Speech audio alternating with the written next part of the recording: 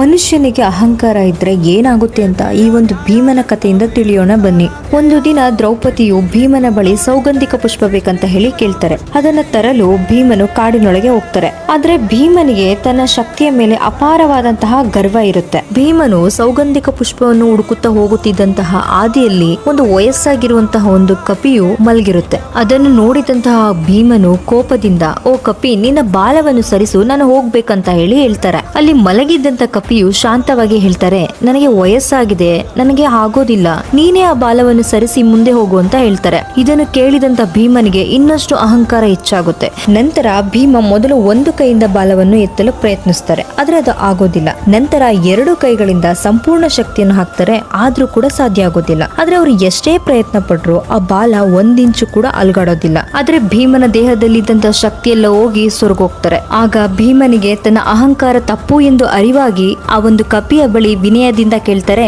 ಸ್ವಾಮಿ, ನೀವು ಯಾರು ಅಂತ. ನಂತರ ಹನುಮಂತನು ತನ್ನ ನಿಜ ಸ್ವರೂಪವನ್ನು ತೋರಿಸಿ ಭೀಮನಿಗೆ ಪಾಠವನ್ನ ಕಲಿಸ್ತಾರೆ.